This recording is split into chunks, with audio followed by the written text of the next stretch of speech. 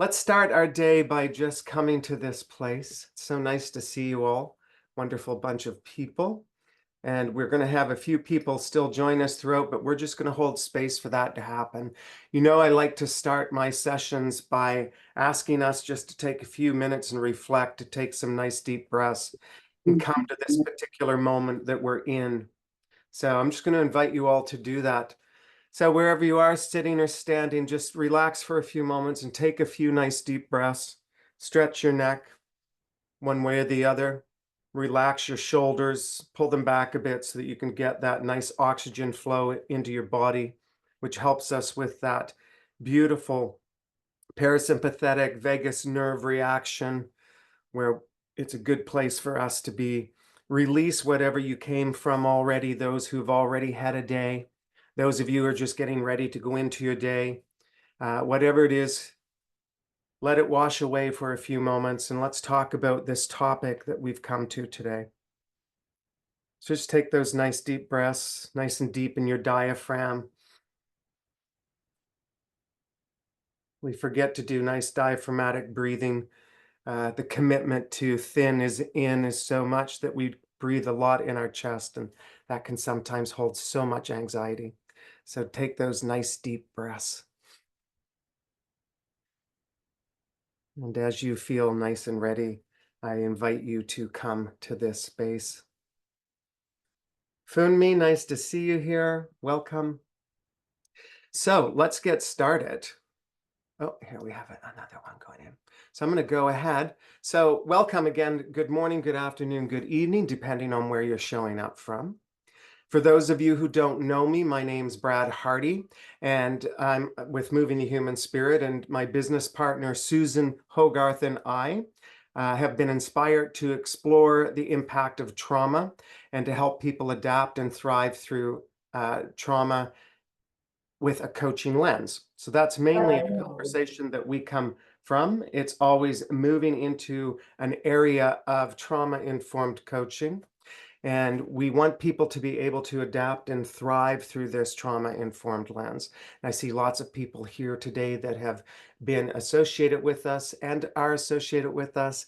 I see lots of students, and by proxy, they're associated with us as well. We want to draw a big community of people that do this work because we do find it quite important. For over 10 years, Susan and I, and with Moving the Human Spirit, have been quite dedicated to working with coaching trauma survivors. And as a result of that, some of you know that our programming has developed out of it. And some of you are now very involved in the exact same thing. So thank you for doing that.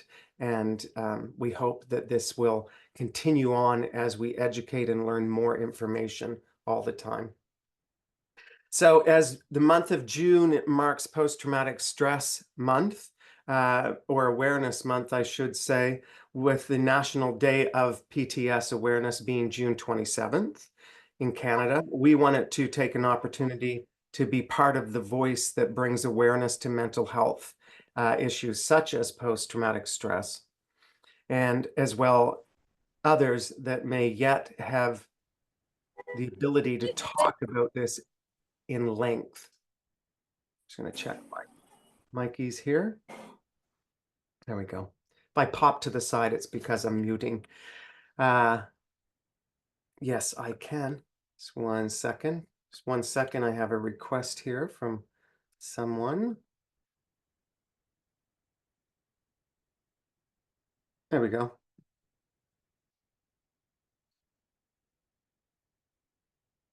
There we go.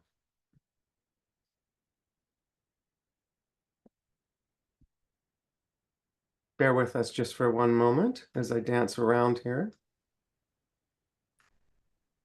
And there. So back to my conversation. So for well over 10 years, we've been doing this work. We're very happy to be here as part of the Post-Traumatic Stress Awareness Month. Today's topic that we're going to be discussing is navigating post-traumatic stress within different relationships. And when we think about post-traumatic stress, it's not just an individual experience. It profoundly affects the bonds that we have in the interactions with other people. Today, we'll dive into a little bit of the impacts of trauma on various types of relationships, and we'll also take an opportunity to explore ways of understanding and managing these complexities. So what I'd like to do is actually begin by explaining a little bit or defining what post-traumatic stress is. Post-traumatic stress can result from experiencing or witnessing things such as accidents, traumatic events of all sorts. A few of the symptoms include things such as flashbacks, hypervigilance, anxiety, emotional numbness. Those are some of the more common things that we see. Trauma influences not only our internal world, but of course, it also influences how we relate to those around us. So trauma can have a profound and lasting effect on our relationships, and that's why we're here today to talk about that. So it incredibly affects those around us, not only ourselves. So when we experience trauma, our perception of safety and trust and intimacy can be deeply altered. And this leads to a heightened anxiety and fear. It also leads to vulnerability in social interactions. So the emotional scars of trauma often result in heightened states of alertness and a reluctance to form new connections. And that's why we talk about them within a relationship manner. As the brain becomes wired to anticipate danger and betrayal. So that is a fear brain reaction. And if we have suffered trauma, we are what I like to call constantly sorting for safety. And if we're constantly sorting for safety, that can have a huge impact on some of the relationships that we form and work with. So trauma can affect our ability to be empathetic and connect with others, and sometimes causing us to project unresolved pain onto those that we interact with. So creating this cycle of mistrusting or misunderstanding.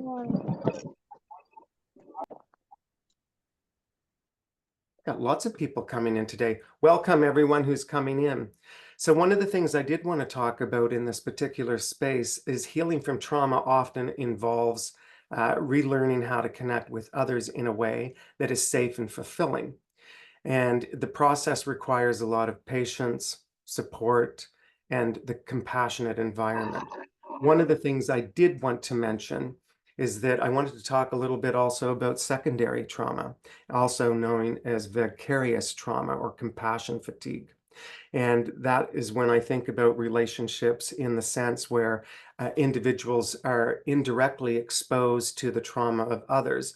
And this is often through empathetic engagement or professional responsibilities. The phenomenon is particularly common not only among caregivers, mental health professionals, and emergency responders who regularly work with trauma survivors, but also becoming more apparent in relationships where one or both of the people actually have PTS. So think of employment engagements, think of unsensitive cultural spaces, think of environments where a spouse or a family member might be suffering from PTS. So the symptoms of secondary trauma can mirror those of primary trauma. And they include things such as anxiety, hypervigilance, emotional numbness, the things we would commonly see. And it can lead to a diminished capacity to be empathetic and an increase in what we call burnout. So we talk about burnout for the last few years, especially in high impact areas. So what happens is that as a result of this secondary trauma, we see huge impact in relationships that exist around us. We in particular have worked with couples in this area, but that also bleeds out into the family itself. So recognizing and addressing secondary trauma is also crucial for maintaining mental health and sustaining the ability to provide compassionate care. So I have a little poll here that I will attempt to put up for us. So I'm just going to put this out. We can launch this poll and give you a few moments to see where you're at with PTS. If you have ever known or have known someone with symptoms of PTS. So we'll just see how this runs for the next few moments. Everyone see that poll? I see yeses and smiling faces, so yes. So yeah, looks like we have about 95% that says yes, and we have about 5% that says not sure, going up to 8%. So I think it's fair to say that most of us have a knowledge around this. Most of us are seeing this and experiencing it sometimes on a daily basis. For a period of time, now that we're more educated about it, it's easier to see it, but there was a period of time where we might not know what was causing this reaction in the people that we've been engaged with. So thank you for that. I'll just share those results with everyone for a moment. See what's happening there. We'll stop that. So as we move on, I wanted to just look at the importance of understanding trauma within the relationship. That's why we came here today. I've given you a bit of a prelude there. So relationships form the bedrock of our lives. And trauma can create a significant challenge within those connections. And some of the issues that we look at are things such as trust issues. So if we think about actually being impacted by trauma, especially when it involves betrayal or harm from a trusted individual, I know some of you work within that area in your expertise, that can lead to very deep-seated issues. And this can be or make it difficult for an affected person to trust others. And that leads to a lack of openness and emotional intimacy in relationships. And even if the relationship is not of an intimate type, we do want to recognize that intimacy can come in forms of interactions with other individuals. So it doesn't necessarily have to be just a spouse or a partner. An example, of course, of this is a person who's experienced trauma may struggle to believe in sincerity of others and the actions and words that they say. And this is suspecting an alternative motive or a potential betrayal. So you can imagine what it's like working with someone that may have trust issues in any type of relationship. If they're expecting betrayal, if they are looking at potential betrayal or alternative motives, then that's going to be very difficult to make a connection with them. The other thing that we think about when we talk about relationship trauma and how it affects PTS is emotional deregulation. So if we think about trauma causing individuals to experience these intense, uncontrollable emotions, and of course, those can manifest in things such as mood swings, anger, anxiety, or depression. These emotional responses can create instability and tension within the relationship.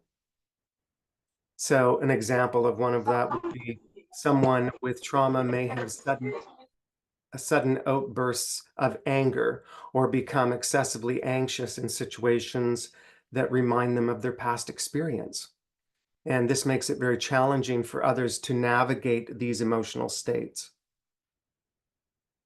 The other thing when we reflect on some of what we come up against within relationship and PTS is that we talk a lot about communication barriers. So if we think about communication barriers such as the inability to communicate effectively, they may have difficulty expressing their feelings or their needs. And if we can't express our feelings or our needs, how do we get what we need from our lives? How do we request that of other people? They may avoid communication altogether. And that is a protection, a form of protection from potential pain that they may suffer. So it's very interesting when we think about these things. And of course, an example of that would be a trauma survivor who might shut down or become defensive during conflicts We see that quite a bit in reaction. And the reason that we move into that is because we feel misunderstood, and this ends up in unresolved issues within relationships. And we see that in several different places. Again, intimate relationships do not take over all of the relationship space. It's different types of relationships. We look at attachment issues. So some of the things that come up for us in our work certainly is disrupt normal attachment patterns. Trauma does that. So it's leading to either an excessive need for closeness or a reassurance. So we're looking at anxious attachment, or we're looking at a tendency to distance oneself, and that's referred to as a avoidance attachment. So we see that existing and happening. So an example of that would be someone with an anxious attachment style might become overly dependent on another person for validation and support, while someone with an avoidance style might struggle to form close connections and might push others away. So we see both of those extremes in this particular type of PTS and how it affects relationships.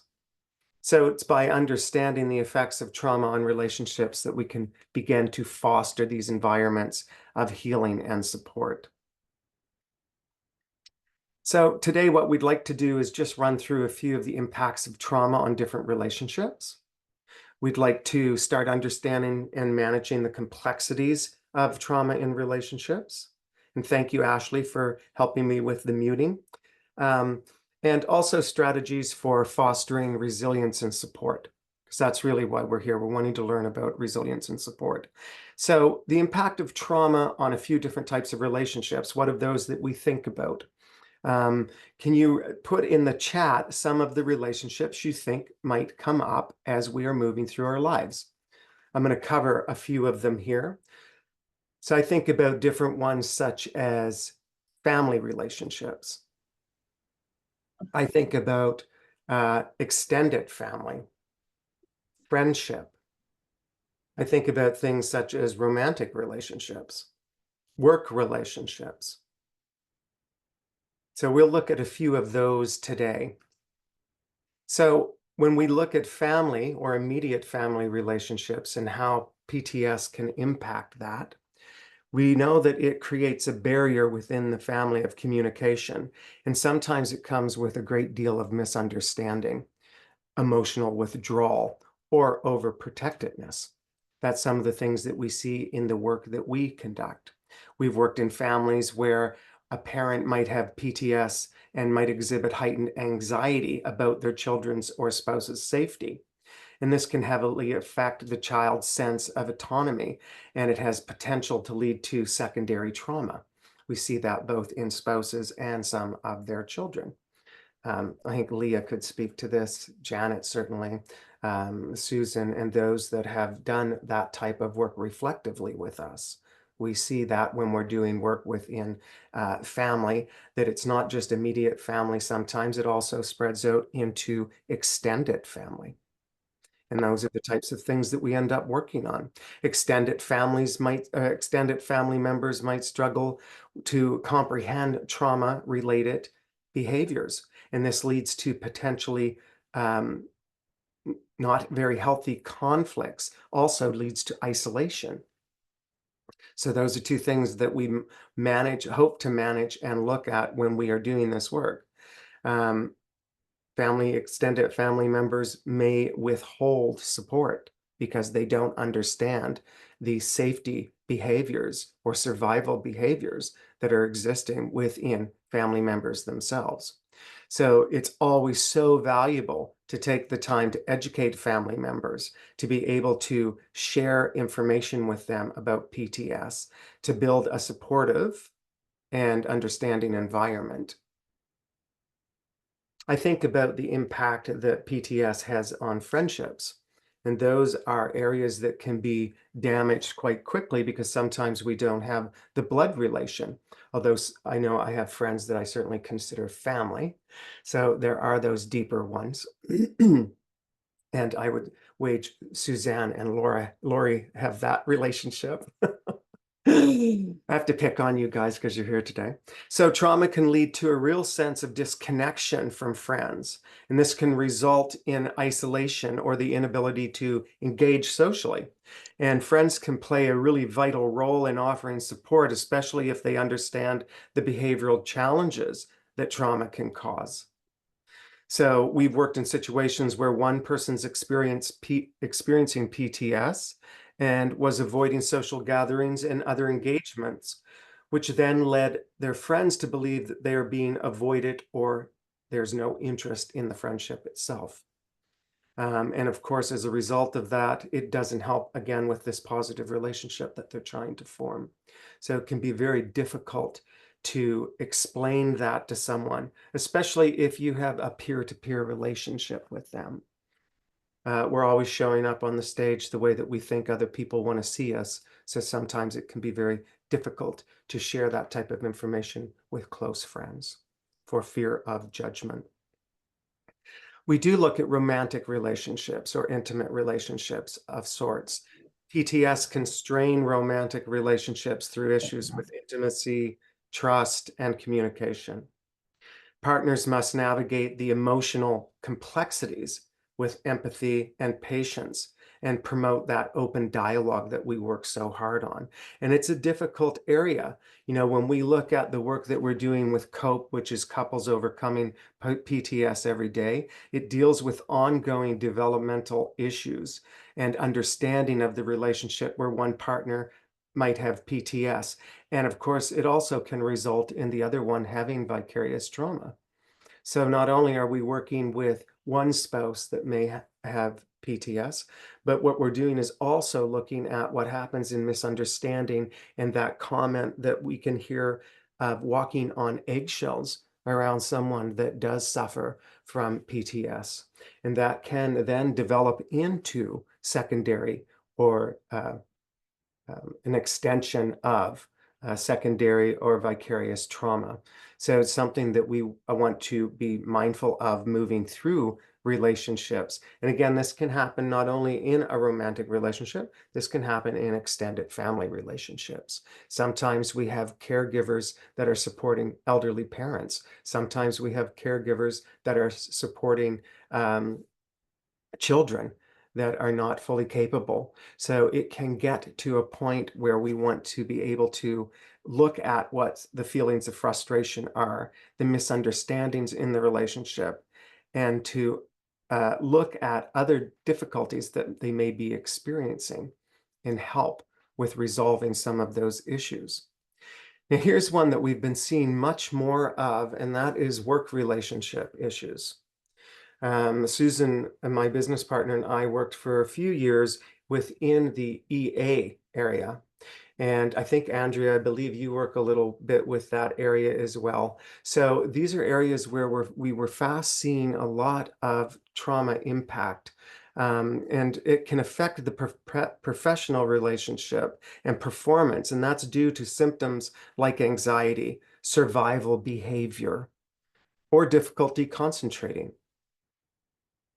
An employer is usually not that happy with performance levels if that is what's going on with their employee.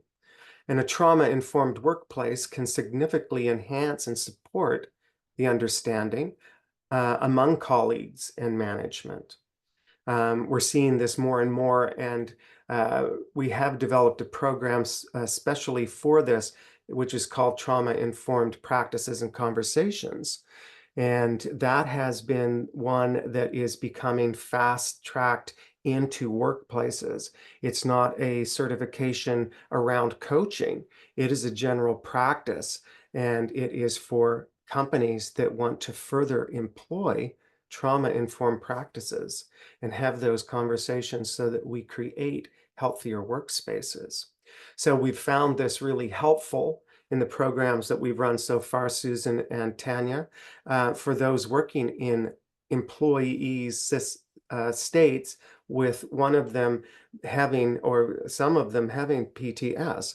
I think about some of the work we did up north after the suffering from life losses in some of the mines and moving into those areas and doing work that was very much about post-traumatic stress with the other workers because they had lost colleagues in the mine sites.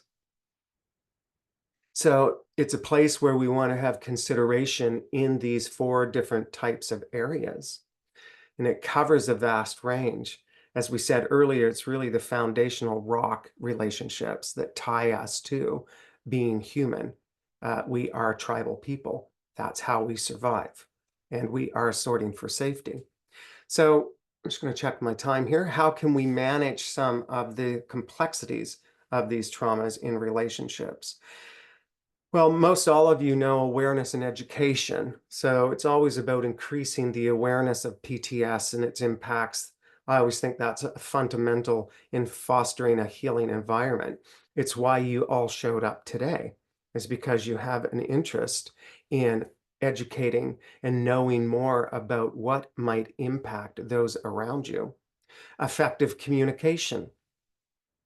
We go through our lives thinking we're having communication all the time, and the reality is that we communicate very little. Lots of people still think in their head that other people should be able to read their mind. And instead of communicating that, and Janet knows I only have ESP on Tuesday and it's Thursday today. So it is really about being able to explain and have conversations that are open and are more direct. And, we think a great deal about direct conversations influencing our relationships with negative impact. The reality is, if you have an ability to communicate in an open and clear way, your relationships will become deeper and more meaningful because other people will always know what you mean. And that's incredibly important. Again, especially you'll hear me use this statement a lot. Showing up on the stage the way that we think other people want to see us is less important than us communicating directly about needs and securities within relationships that we hold ourselves. So we really want to create those safe spaces where individuals can freely express their emotions and share their trauma-informed or trauma-related experiences, and do it without a fear of us judging, without them feeling shame, without there being blame or any guilt of any type. So that's very important to establishing some of those areas for us to be able to have an understanding in relationships around PTS. The other thing that I wanted to talk about, of course, is boundaries. Boundaries are very useful within this type of work, especially if someone has suffered or you have suffered PTS. So to be able to know what we need and when we need it is incredibly important. We talk in some of our studies, I know some of you will be like, he's preaching on it again, but some of our studies, we talk about understanding boundaries to the sense that we don't want to make them so rigid that we don't grow, but we don't want to make them so light that we do not have a safety protection within our environments. So really being able to have a good understanding of healthy boundaries, because they're really essential to managing trauma and its effects. They protect our personal space. They maintain emotional security for us. The other thing it does is that we have a really deep understanding about who we're going to share things with and who we're not. And that's okay. We don't need to share everything with everyone, but it's important to share things with people that are our support systems. So boundaries can really help individuals manage trauma without feeling overwhelmed or unsupported. We can set clear limits on what topics or situations are triggering and how to navigate them with respect and sensitivity. And I think that's a wonderful thing to be able to do. And the more that we take control of being able to do that, the more we're in control of our reactions to those around us and the environments that we find ourselves in. And of course, the other thing that I think about is seeking professional help. So encouraging individuals and families to seek professional support. And those are things such as therapy, counseling, and of course, certified trauma-informed coaches. And I say that quite confidently. We're very different. We don't diagnose, we don't treat, we don't heal, but we hold a huge space in the recovery of others. We're non-clinical. That's a beautiful place to be because we have the ability to let the client guide the direction that they want to go in, how they want to heal, and what that looks like. And that is very sustainable for individuals to be able to take control back of what it is they're doing. And of course, I'm always going to vote for trauma-informed coaching because that happens to be what we do. But everyone has their place and they're all important. So I want to make sure that I say that. So professional guidance can provide strategies, managing trauma symptoms, improving relationship dynamics. We've seen great success in our work in these different areas, and we continue to promote healthy environments for people, no matter what type of relationship that they have, and no matter what type of help that they receive from professionals. The other thing that I think about is also creating these supportive environments, cultivating a safe and supportive environment for trauma recovery. Support networks. This includes friends, families, support groups. They're all invaluable. Trauma does not heal by itself or in isolation. That's one thing that we've seen over and over and over again. So being able to get support or understand where it comes from is so valuable. So supportive environment allows individuals to feel secure and understood. They feel that they can now foster in healing and resilience, which is an amazing thing. Organize regular check-ins with our clients, with family, if it is you that you're supporting, social groups, or find other support and share your experiences. Making sense of the story is important. It doesn't mean we have to relive the story. I don't need to re-experience it, but making sense of it helps with the healing of trauma. We think about personal well-being and coping strategies. So I really think about personal well-being, and I want to emphasize this. It's so important for personal wellness for both individuals and their loved ones. So really being able to employ practices like mindfulness, relaxation, engaging in enjoyable activities to cope with trauma or to assist in the relaxing, the parasympathetic, encouraging regular self-care routines such as journaling, meditation, engaging in a hobby. They're very helpful. We think about the eye-hand coordination, what that does. It brings the prefrontal cortex online. It assists in trauma brain responses. It calms the amygdala. And above all, of course, what we look at when we are talking about some of the ways to work within PTS and relationships is patience and understanding. Those are very invaluable.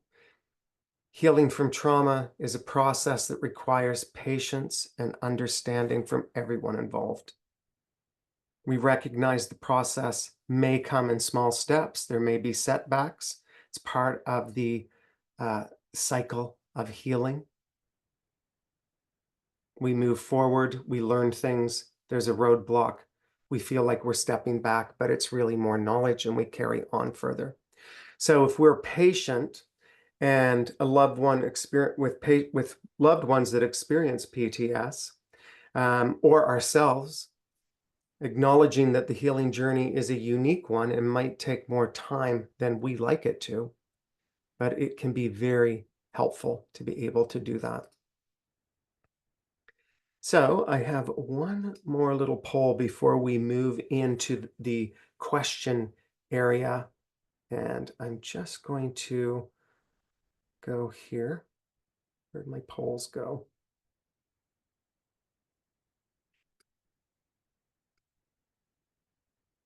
As you can see, I do so many polls all the time.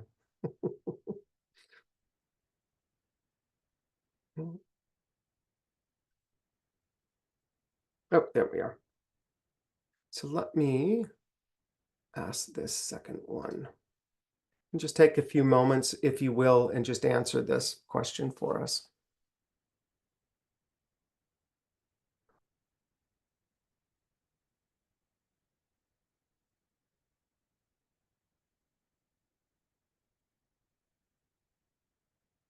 Good. Beautiful. Thank you. So all knowledge is golden. And for those that aren't sure, by all means, if you have questions, let's bring those to the end. Hello, Ellie. Nice to see you. Good. There we go. So I'll just share those results for you. We're looking pretty good at 97%. I think most people jump in around the 84% mark if they're going to really try to attempt. So good stuff. So as we're moving out of this, I really, in conclusion, would just like to say trauma affects every relationships in our lives. But with awareness, effectiveness, communication, support, we can navigate those challenges. Thank you all for being here today, and let's continue creating this great space. And if you have any questions, please reach out for us. And if anyone has any questions now, I am more than available to help and assist and answer those. And I see, Sammy, you do, so I'm going to go right ahead and get you to ask your question. All right. Thank you so much, Brad, for this wonderful exposure of the, I think I will call it revelation, because it's the information is very impactful, is very transformative. I just want to ask, because there is a very particular situation I have at hand presently. There is this couple that I'm trying to see how I can hold space for them.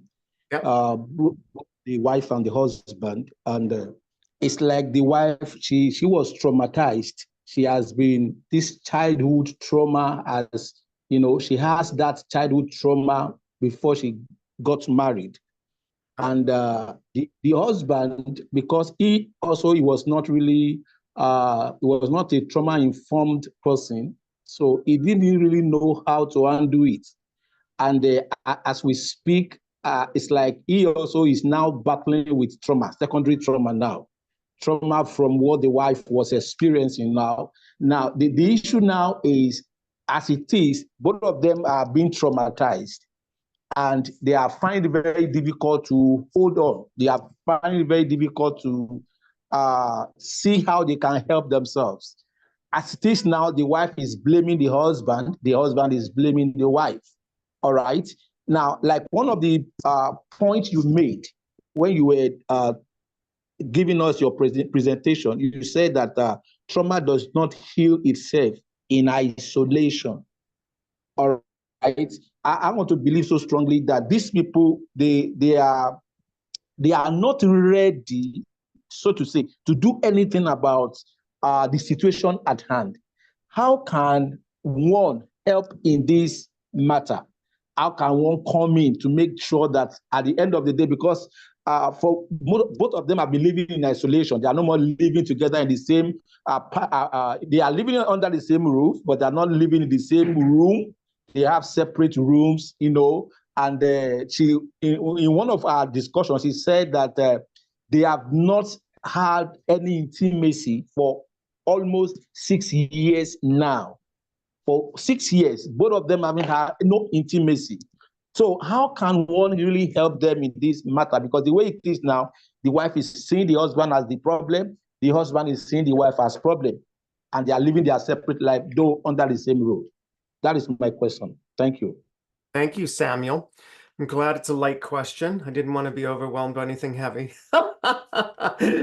So the first thing that I want to share with you, Samuel, is within, when we think about relationship coaching, the first thing that I ask my clients, no matter what the relationship is, whether it's intimate, whether it's friend, whether it's family, the first question is always asked if the relationship's worth saving. So if the answer to the question if the relationship's worth saving, then that's when you can start doing your work, Samuel. Because remember, this is their work to carry, but your work will be to support and move them in a direction that they will be more favorable to the relationship. The beginning of that process will be helping them understand the, sorry, Samuel. It'll be helping them understand the impact trauma has had on their communication. What's happening right now is that they are reacting, and they both are reacting differently within. They are both reacting in the relationship for safety.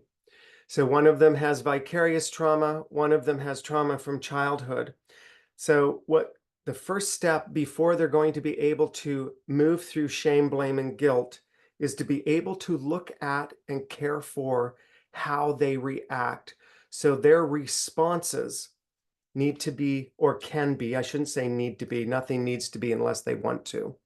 Their responses can be looked at in a way that is going to help them engage better with their environments. So psychoeducation, that's a good place to start. If you're working with them and you have the ability, I know that you carry a couple of different hats. You're a pastor, you're a coach. So the ability to share psychoeducation around trauma, and we do that by asking, do you know that this is your normal body's way of reacting when you feel unsafe? They might not. We look to blame something exterior because we don't want to be responsible for how we're reacting. And in this case, the husband's blaming the wife's blaming the husband. We all know how that goes in the end, not so successful. So the first thing is to figure out if they really want to resolve this relationship or if they want to stay in the relationship, because you can't do any work unless they want that. I suspect they do because you're talking to them and they're still together after 6 years with no intimate relationship. The second would be how to then move them into a space to clearly understand each of them are reacting from fear brain and they are not reacting from prefrontal cortex. Number one step, I would think, because we're not going to be able to do any work if we haven't regulated our clients. And if they're not able to regulate with each other, then we want to hope that we can get to a space where they will then co-regulate with each other. So it would really be an understanding about what it is that makes them feel unsafe or the feelings that they're experiencing, being able to label, put names to them. What is it that I'm experiencing? I don't know. I'm just angry. Where do you feel angry? I feel it here. And what does it look like? Does it have a color? Does it have a size? And what do you think it's there for? What is your body trying to protect you from? So really doing that core alignment helps a lot in that area because the body just wants to be safe. The body just wants to be loved. The body just wants to be understood. So really asking those questions, I think, Samuel, is the first step in understanding what is the underlying piece that they need help with. I hope that was useful. Thank you so much, Brad. So useful. I really appreciate it. Thank you. No worries, Samuel. And Tabitha, how do you support partners when one of the partners who came in with trauma is not willing to seek for help and is traumatizing the other? That's a good question. So there's a lot of interest in how do we support someone that is in an attachment type relationship. So we can't make anyone else in the relationship do something they don't want to. When I'm working with couples where one of them wants to do the work and the other one doesn't, the key of rule for me is to not work on the spouse when we're in the relationship. So when they come to a session, I can only work with the person in front of me. I can't work on strategies or supports and how we're going to get the other person to do something. So I would really, yes, thank you, Lori. Sorting for safety is good. Even in this instance of what we're talking about too and supporting this client, because it sounds like this person now has to make decisions around whether or not what's happening to them is going to be sustainable or not. And that's a really difficult place for us to be if we're in relationships that we are, we're sharing a love. So Tabitha, I would think in actually having that conversation again about, is this relationship worth saving? Is it a relationship that they both want? Because, you know, we can't work with one person if the other one is not there and willing to do the work. So really looking at what type of support they need. How can they self-support? So if they are going to stay in the relationship, what type of support they need, how they can support themselves and not look for that support from the other individual, and really having a deep concentration on whether or not their relationship is the type of relationship that they want to maintain and move forward with in their lives. I don't know for how helpful that is, but that is the approach that I would take, because we can only deal with the individual in front of us. And in coaching, that is our main goal. Whoever shows up, they are our main play when it comes to a session. Thanks, Lori. Nice to see you. Any other questions from anyone? We have a few more moments.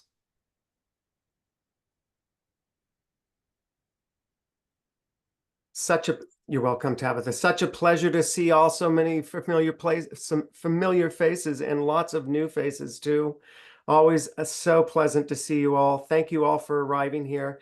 Stay tuned. If you have any questions, reach out to us via our website, or Susan, if you have any questions about programming. We would love to see you and talk to you soon again.